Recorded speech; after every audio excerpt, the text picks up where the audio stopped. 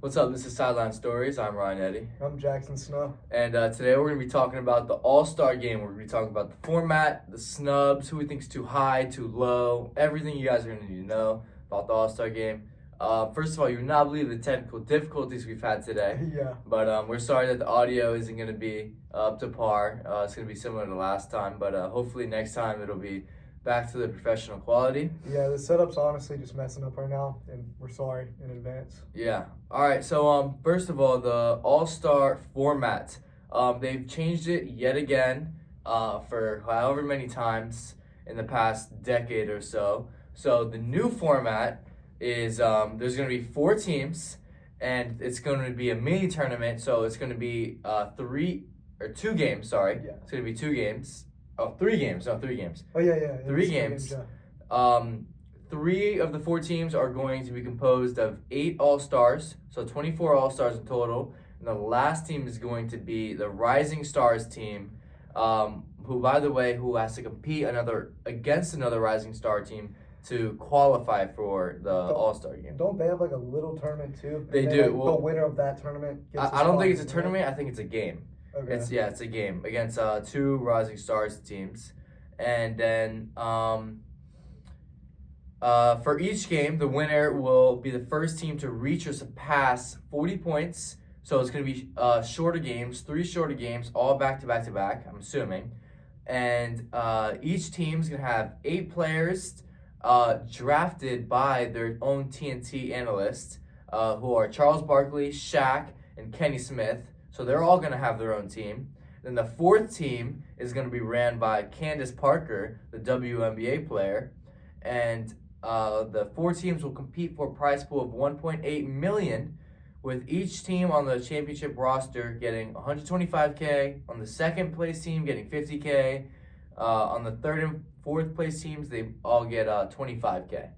So that's the complicated and unnecessary and annoying new format that they've given us.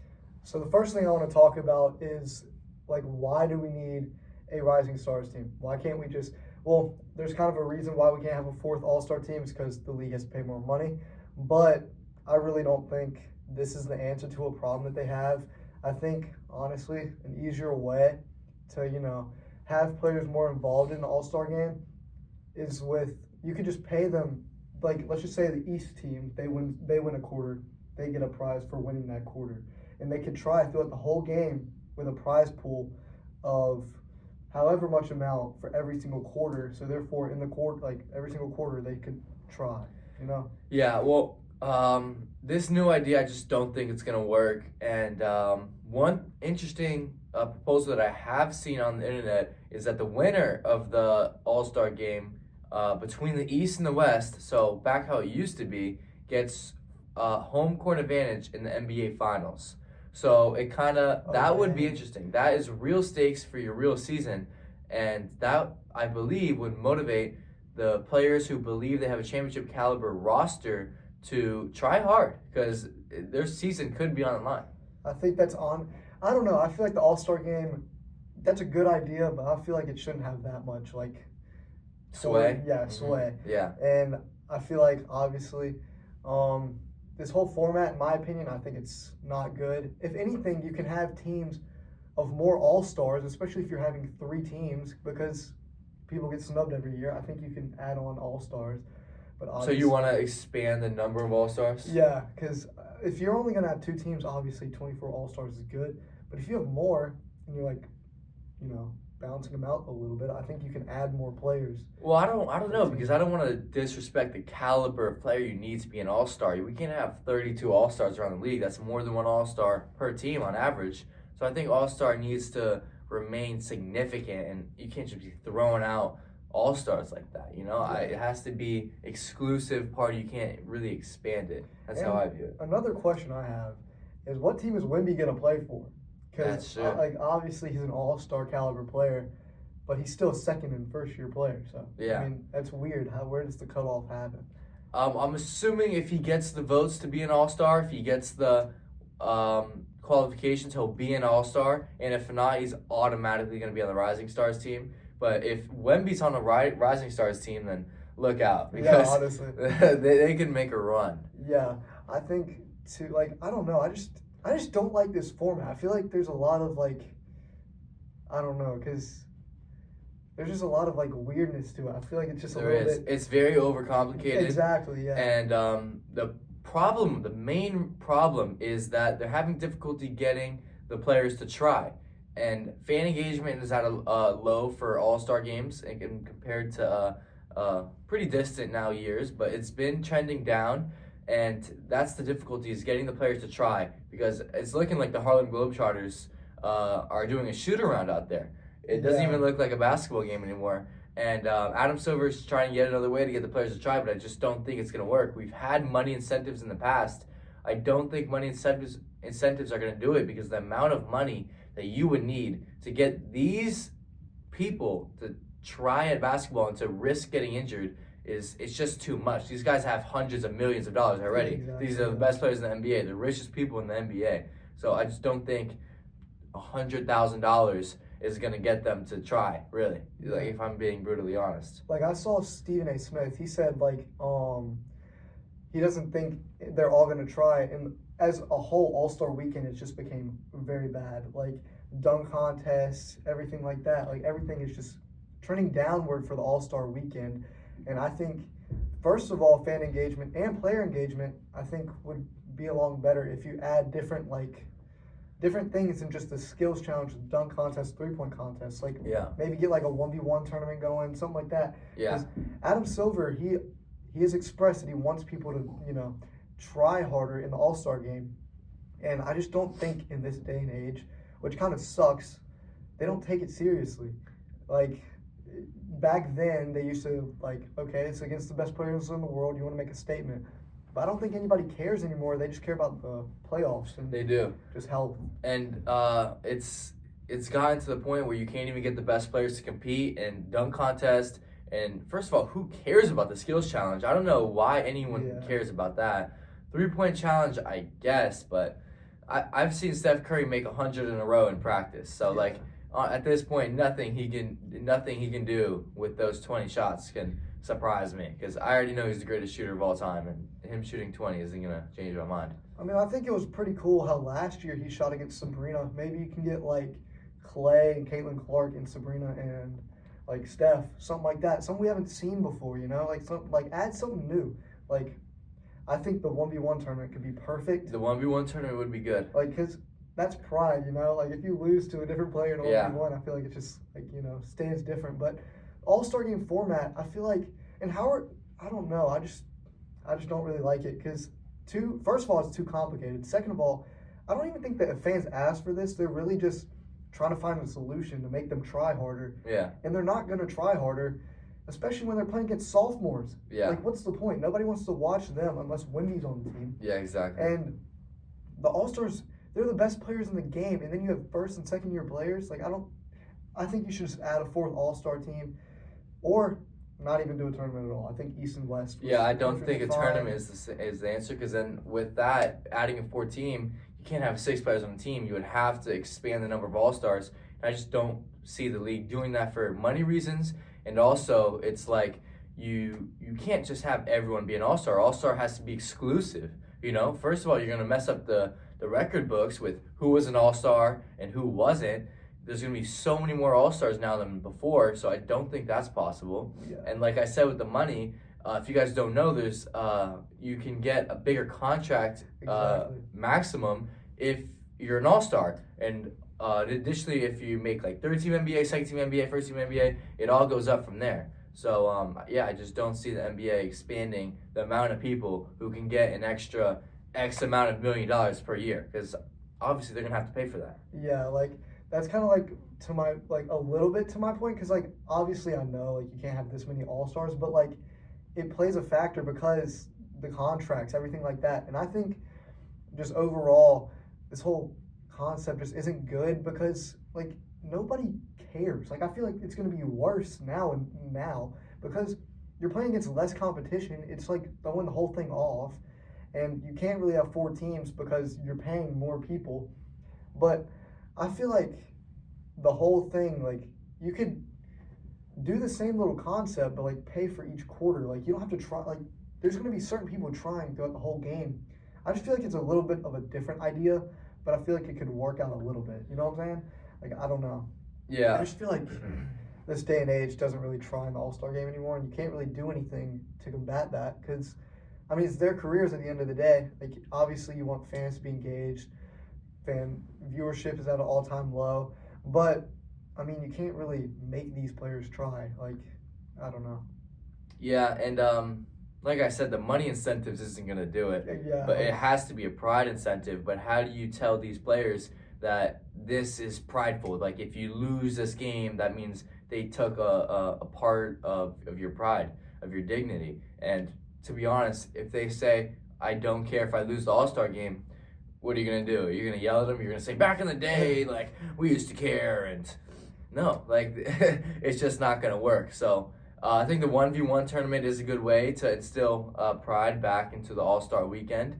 But also, I think with the dunk contest, I think the dunk contest needs to be a prideful thing. Who is the best dunker in the league? We need to see Anthony Edwards in there. We need to see Zach LaVine in there. We need to see Zion Williamson in there. Obi Toppin can't be the front runner of the dunk contest. No disrespect to Obi Toppin. He can get up there. But he's not a star. And we need to see these stars in the dunk contest. We need to see John Moran in the dunk contest. LeBron's never been in a dunk contest. He was supposed to be in one in 2012, but he backed out. I'm pretty sure that's the right year. But yeah. And so I think the dunk contest is a good way to instill pride back into the All-Star weekend. If you can get the stars to join, because let's be honest, the NBA is full of followers, and not to blame LeBron, but once he stopped really caring about the All-Star weekend and the dunk contest, the fact that he is who he is and he's the type of player that he is, and he never joined a dunk contest, kind of shows these upcoming stars that it doesn't matter, and that's not what he cares about. So that's not what they care about. I think also, like, if you can't get these big name stars like Anthony Edwards, like LeBron, I feel like you can. I know this is gonna be bad for the brand, but like, people will tune in if you get like professional dunkers around the world. That's true. Like Jordan Kilgannon and Isaiah Rivera. Yeah. He's a great dunker, and yeah, I think if that's another good solution. Because to be honest, they're better dunkers than NBA players. It's not like it's a lower quality. The quality is actually way better. If you look at their individual tournaments, it surpasses anything the NBA's ever done. So if you do that, I think that'll instill viewership. That's those clips of them dunking on like whatever, like behind the back, against the backboard, and then dunk. Like that's gonna be way viral than anything we've had since 2016. Since that dunk contest with Eric Gordon and Zach LaVine. And yeah, I think that'll be a great way to promote fan engagement. And obviously it's a money thing for the NBA. They're getting more viewers. And I think it's really, it comes down to quality at the end of the day. And nobody gives two craps if Anthony Simons wins a dunk contest. Like, I mean, it just is what it is. But when you have professional dunk contest on an NBA stage, and I think they're really going to try hard because they're going to put their name on the map. So I really think that's another good way. If you can't get the stars, obviously, like Anthony Edwards can put on a show, LeBron, like these people can put on a show, but they're not going to want to do it because at the end of the day, they have more to look forward to, and it's not like money doesn't matter to them. They have enough of that. And shoot, LeBron, he's a freaking billionaire. Like these price incentives, obviously, they're good for the average person, but these dudes get fined $100,000 every day. Draymond multiple times a year. So yeah, Anthony Edwards probably lost $150K this year in fines, and I don't think he has any intention of slowing down. That's what I'm saying. Like, I don't know. I feel like this whole thing is just I feel like Adam Silver has lost hope. Like, I feel not lost hope, but like there's not really a way that you can make them try. Like, it is what it is. Like, prize incentives won't matter. Maybe that home court advantage thing, I think that's a good way. But that's kind of too much on the line for an all-star game. So, I mean, just something that you have to work with, and we'll see if it really works out this year. Yeah, one last thing. Maybe if you have outside competitors like Jordan Kilgannon and Isaiah Rivera, it'll instill a sense of pride into the NBA stars. Like, oh, you think this guy's better than me? This guy's a better dunker than me. Let me show you. Exactly. You know who I am, and this guy isn't even in the NBA. He can't be a better dunker than me. And hopefully, if they do that, the stars will come back, and you can have professional dunkers compete against NBA stars. So that'd be like the best of both worlds, Honestly. like a best case scenario for the NBA. But yeah, do you have anything else to say about the format or the All-Star game in general? Just thinking about what all we've said, I feel like they're all better solutions than this tournament. Yeah. I don't see the reason to put rising stars in this. I feel like it really just ruins the product. Like, obviously, if Wemby's on that team, then Wemby's an all-star. Yeah, Wemby's an all-star. But Wemby is like a top 5 player in the world right now, arguably. But like, he's too good to be on that team, and he deserves to play with the big dogs. Like, I don't know. That game is just kind of just like, what's the point of me watching? Okay, you can get highlights. Well, Wemby is 4th in the Western Conference front court fan voting. So presumably he's going to get in. He's going to get in because there's no way the coaches don't put him in because he's looking like one of the best players in the world, offensively and defensively right now. Yeah, and I think the only positive to having these rising stars in there is they will try. They will try, and if they take a lead, the All-Stars might try. They might start, clamping down, getting the work done, but that's about it. I feel like that's the only upside to it is because they'll try and they'll try to put their name on the map and show that they can hang with the big dogs. But in reality, when they get close, I think the All-Stars are just going to... Well, I mean, yeah, like the best players in the world. Look at our Team USA. It was ran by a 39-year-old LeBron James. We're talking about rising stars, like 22-year-old. Nothing wrong with the rising stars of the NBA, but 40-year-old LeBron James is better than all of them. Exactly. So, yeah, they just can't compete. They shouldn't be there. It's a level difference. And if they try, I mean, I'm not making any all-star predictions because who knows what's going to happen. Yeah. But if they try in a real basketball game, they get blown out of the water 50. Yeah. So that's kind of all I have to say about it. Yeah, me too. All right, so now let's go into the voting. The current voting, Giannis Antetokounmpo is leading all votes as of the most recent polls with almost 3.5 million votes. He's first place in the front court of the Eastern Conference. And following him is Jason Tatum, Karl Anthony Towns, Paolo, and Jaylen Brown, and Evan Mobley. And once you get past 5 or 6, it's kind of unlikely that those guys from 7 to 10 are going to get into the All-Star game because at the end of the day, there's only 24 spots. And then you have the front court of the East and West Conference as well as the back court of both of those conferences. So realistically, or mathematically, matter of fact, on average, it's only going to be the top 6 of each one of these polls that make it on average. So hypothetically, you could have a 5 and a 7. But yeah, so once you get past that number, like for example, number 7 is Jimmy Butler, followed by Franz Wagner, Joel Embiid, and Jared Allen. Those guys most likely aren't going to make it, nor should they. And yeah, so that is the Eastern Conference front court, and for the guards, LaMelo Ball is in first place at 1.9 million, followed by Donovan Mitchell, Dame, Jalen Brunson, Trae Young, and 6th place projected to make it is Tyrese Maxey. Mm-hmm. So that's the East.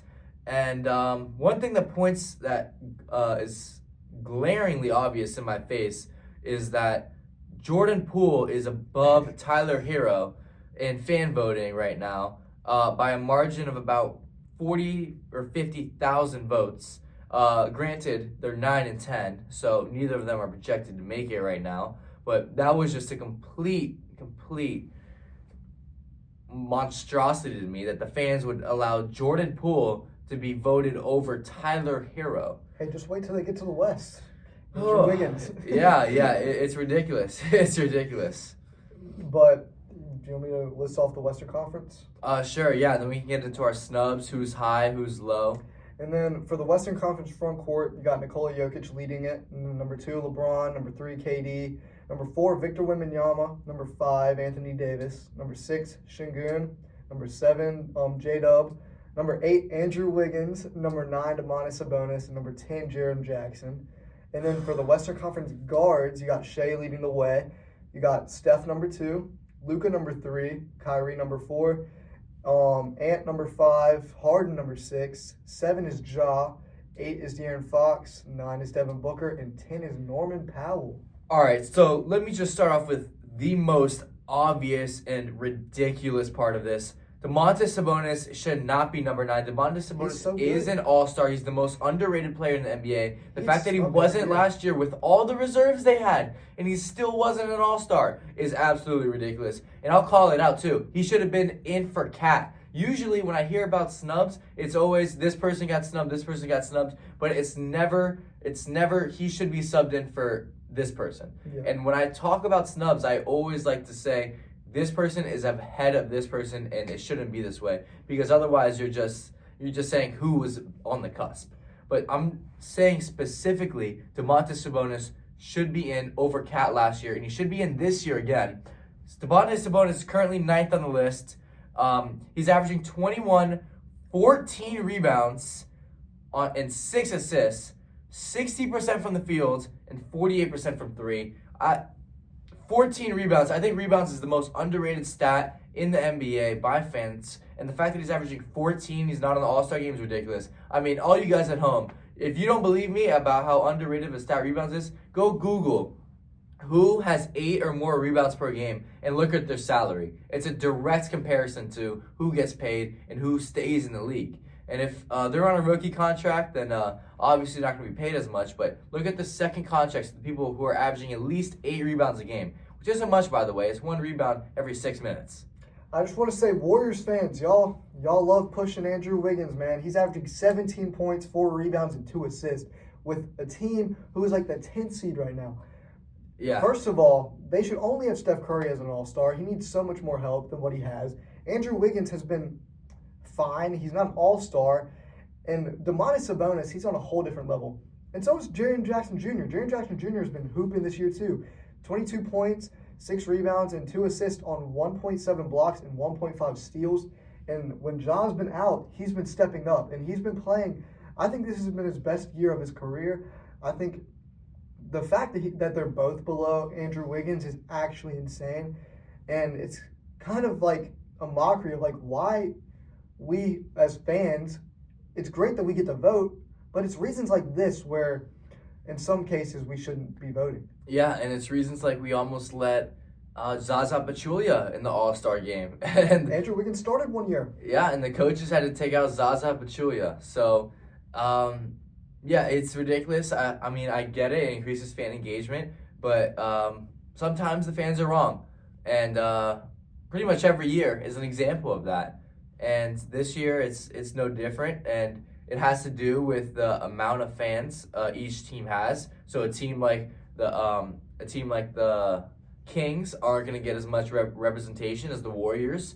And that's obvious. But just low market. It's unfortunate that Domantas Sabonis has to suffer because he's part of a low market team, and Andrew Wiggins gets all the glory for playing like slightly above average for his caliber of player. Yeah. And would you say Victor Wembanyama's too low? Do you think he's been playing better than KD? I know popularity plays a thing. KD, the big 1 through 3, big dogs. They are right next to each other. It's only 300,000 votes away. I mean, they're at 2.2 and 2.5 million, so it's not that crazy of a difference. But KD is going to get in. Yeah. KD, fans wouldn't even look at his stats. They would just see Kevin Durant. Oh yeah, I've seen him before. He's won a couple finals. He's been the best player in the NBA. He won an MVP. He carried Team USA for that one game. Yeah. Like, it's Kevin Durant. You know who he is. Yeah. It's Kevin Durant. I think also Şengün, he's in a good place, man. Rockets 2 seed. All I'm saying is I called that. But I mean, he's been the catalyst. And Jalen Green, ever since the new calendar year, he's been averaging like 30. But Şengün has been there the whole year. He's been hooping. Yeah, Şengün, I have his stats right here. 19, 10, and 5 on 50% from the field. Exactly. So he's hooping. Yeah, I think he's doing really well. And Western Conference bigs, I think that's pretty straightforward. I think we went through everything that we think is. obviously bad and obviously who's warranted an all-star spot. So I have a question. J-Dub, do you think J-Dub will, or do you think J-Dub should get in? See, I had a weird little spot because J-Dub, I think he's really good. And I was about to put him in my notes about how he's too high, but he's on the best team in the league. And he's also one of the best defenders in the NBA. He's locking up fives, bro. Yeah. He's playing, he can guard any position. And I think his stats aren't really, like, they're not telling the whole story. Like, he's averaging 25 and 5, which great stats, but he's such an impact player for that team, and I think he's worth an all-star spot. Me personally, I wouldn't put him above anyone that's currently above him, but I do believe that one of those 6 above him, so Sengun, Davis, Wemby, KD, LeBron, or Jokic, I do believe one of those 6 is going to probably sit out for load management or injury or whatever, and I do believe he's going to get a reserve spot, but I wouldn't put him as my top 6 front court. But also, that's not taking into account that you could have 7 Western front court, and you could put 5 all-stars for another group of either guards or bigs. I don't think he's above the 6 ahead of him. I just think he's had an all-star caliber year. I think he's been great. He's probably going to be one that gets snubbed, but I think Sabonis deserves it more because he's the number 1 option. Well, I'd put Sabonis over J-Dub too. Yeah, I would put him over J-Dub, and I think Domantas Sabonis, he got snubbed last year. It's kind of like. And that was ridiculous with the amount of reserves they had, and he still wasn't snubbed. Yeah. There was a case to put him in with no reserves, with no one sitting out. You could have put him in the All-Star game like that. And I believe they had 3 or 4 reserves come in, and I have no idea how his name wasn't called. Yeah, I mean, I think that's pretty much it for the bigs for the West. Yeah, the West. Yeah, and for the West guards, man. Oof.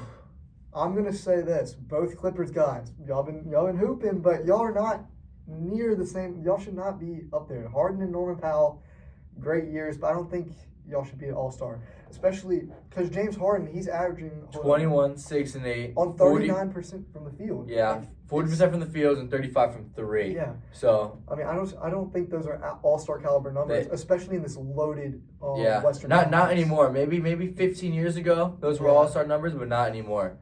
And I kind of want to raise the question, is D-Book too low? I know he's had a down season, but... Listen, I believe that the guards from the West should only get 5 All-Stars. I believe Shea, Steph Curry, Luka, Kyrie, and Anthony Edwards. I don't think there should be another All-Star in the West for guards. I think we should allocate that one other position somewhere. You could put J-Dub in. You could put someone like Cade in. There are plenty of guys right on the cusp of other groups that deserve it more than James Harden. I think... do you think Luka's too high because of the games played? He's only played 22 games this year. But obviously he's a really known name. He's a big name. Top player in the game. But if we're talking about games played, is he warranted an all-star spot? That's a good point. He's only played about slightly over half the games.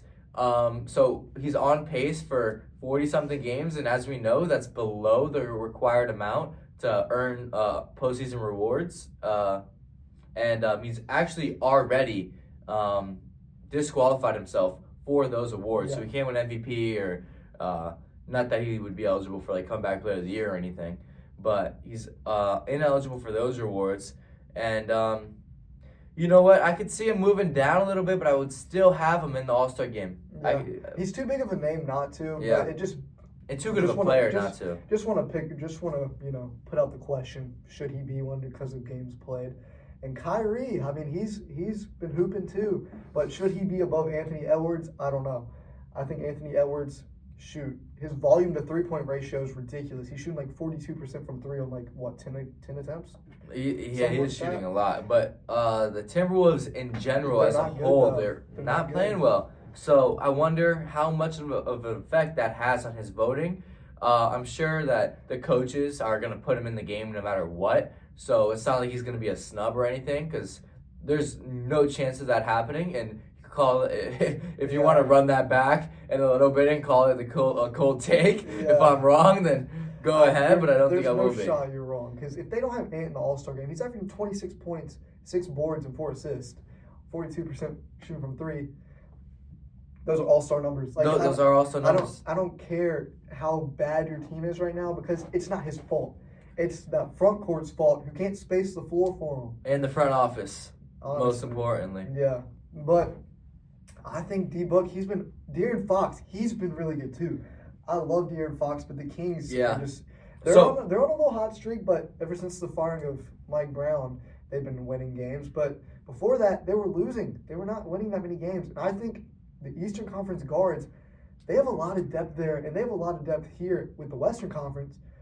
But people like Cade Cunningham, I think he deserves it over players like De'Aaron Fox and John Morant too. De'Aaron Fox is currently averaging 26, 6, and 5, 48% from the field, and 33% from three. And I think he's that honestly nowadays with how stacked the NBA is in terms of who's putting up numbers, that's right on the cusp. So you could say 26 is an all-star amount, but realistically, there are a lot of guys averaging numbers that are comparable to those, and not just in points too. He's I say only, but he's only averaging 5 and 6 for rebounds and assists. So there are guys like Sabonis who are averaging slightly less points, but 14 boards. So you just gotta pick your poison. You do. It's just like nitpicking at this point. Like there's so much talent in the league, which. I mean, this goes back to the format. You could have more of these guys in if you don't have the rising stars. But obviously, you want to have that standard and the money situation too. So it's weird. I mean, it's all-star season. We love it, but there's a lot of people that have to get cut out. Yeah. All right. So we want to move to the East. Yeah, so the East, we'll start in the front court. Giannis leading all votes with 3.5 million. That is by far first, followed by Jason Tatum, Kat, Paulo, who, by the way, missed a lot of games, but he's still in fourth, and Jaylen Brown, fifth, Mobley in sixth. I don't know how Jimmy Butler's in seventh. Coming from a Heat fan, I have no idea how he's in that, like above Franz Wagner, and Joel Embiid somehow got snuck in here. He shouldn't even be in the top 10, but I guess he made it for reminiscing Sixers fans. But in last place is Jared Allen, who I guess you could say has a debate just because of his impact and because of his team's play, but realistically he's not going to be an all-star. Yeah. I have a lot of problems with this East front court.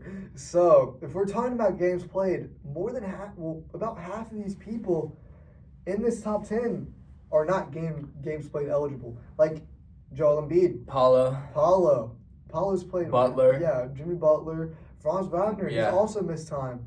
It's a lot. And before this, before the most recent one, Paul George was even up there. He's been terrible this year. Yeah. And Playoff P.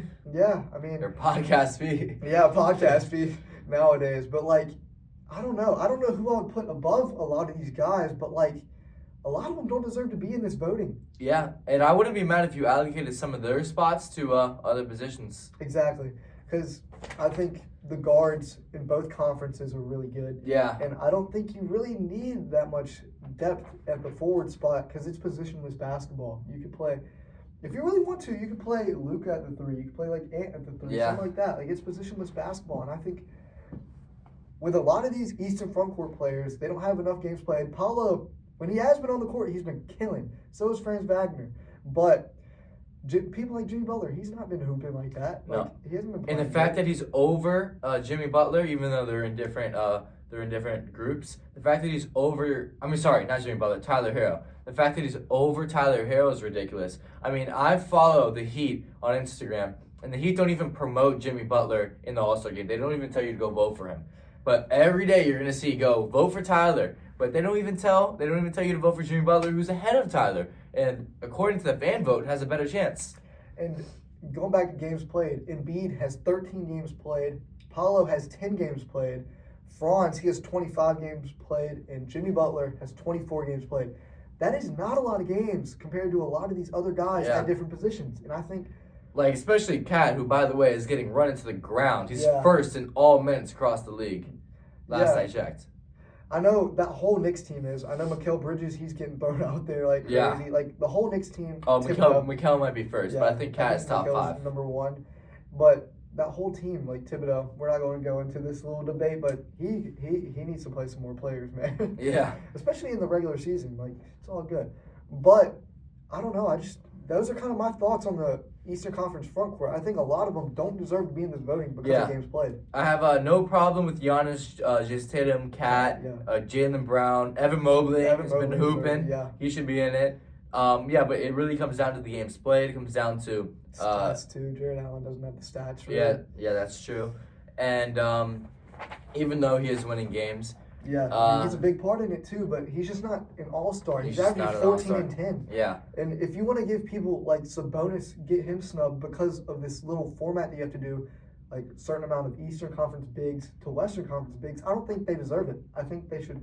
Especially if they're not even doing East versus West. They're doing the draft. Yeah, they're doing drafts. So I don't think you need many Eastern Conference bigs when you have the West who's stacked over there. So, I don't know. Kind of begs the question. All right, so you ready for the guards in the East? Yeah. So surprisingly, and maybe the tide has changed. Maybe the torch has been passed. I wasn't aware of it. LaMelo Ball is first in fan voting for the guards in the East. Wow, LaMelo Ball. Yeah. What a time to be alive. I remember watching him as like 5 years old. Yeah.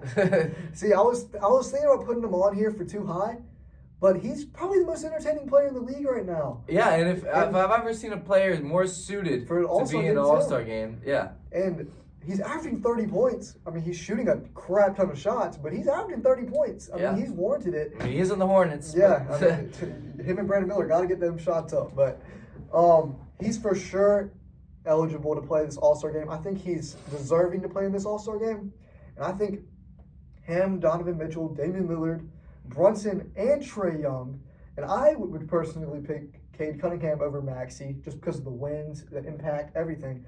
I think they all deserve to get in. And Tyler Hero, Darius Garland. It begs the question. There's so many good guards. So everyone but Jordan Poole. Exactly. Everybody but Jordan Poole. But, like, it's so hard to choose because there's so many good guards. Yeah, there are. And unlike what we talked about with the bigs in the East, these guards have pretty much all played a significant amount of games. So there's going to be some snubs in here. And, that's... It just is what it is. Yeah, that's a good problem to have, that there are a lot of good players in the NBA. So if Adam Silver, if this is the worst of his problems in the All-Star game, which it's not, but if it was, then it'd be great. Yeah, I think you can for sure make the argument for Darius Garland because they're the best team in the East. And you can make the argument for Maxey because the numbers he's putting up individually. Like, you can every single guard on this list. And same with Cade, how the Pistons have turned around. Yeah, they've turned around so much, and it's because of Cade. Cade's been hooping, dude. Like, I think, like, he's kind of the epitome of, like, a rising player who's on, like, it's his time. It's his time to take the torch and just start. I think he's the main catalyst for the Pistons rebuild, and I think it's got to be. Yeah, he has to be, and I think it's tough because all these guards deserve to make it, but a lot of them have to get cut out too. So. Yeah, and unfortunately, as a Heat fan, I'm going to say I think Tyler Hero is going to be the one that's going to get cut out, one if not more. Darius Garland, honestly, it's a 50-50 whether Garland gets in, to me. He's not far off in fan voting. He's only 2 places down from Maxey, who's 6.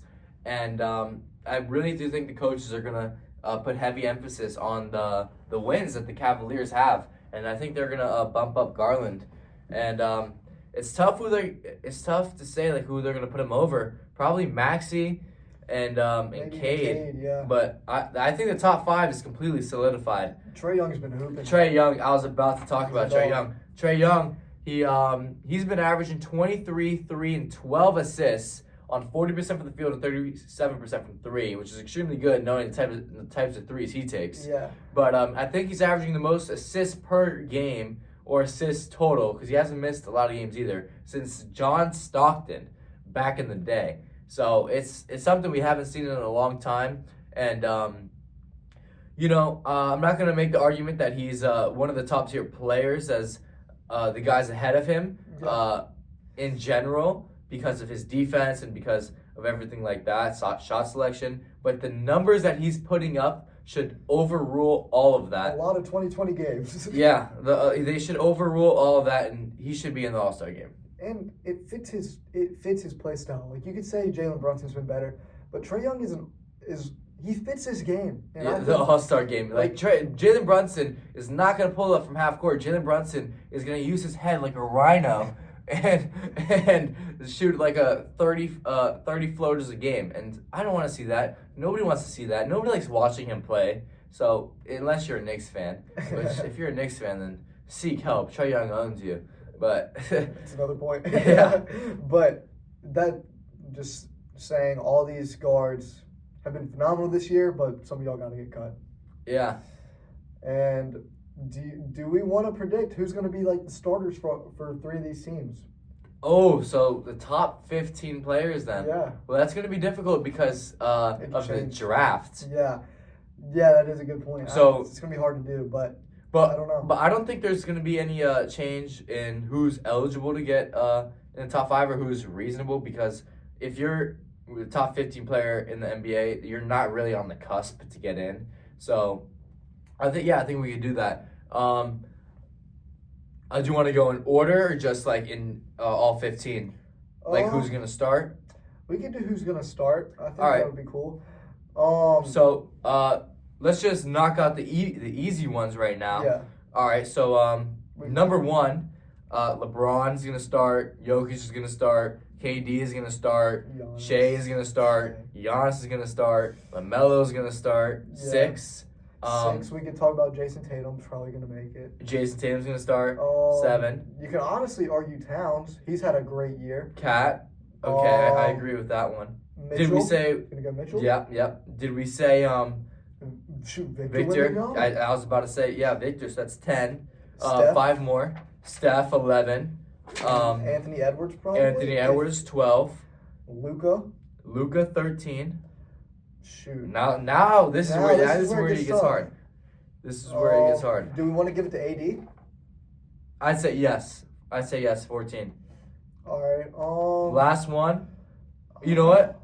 I'm gonna put a proposal. Kyrie Irving. Yeah.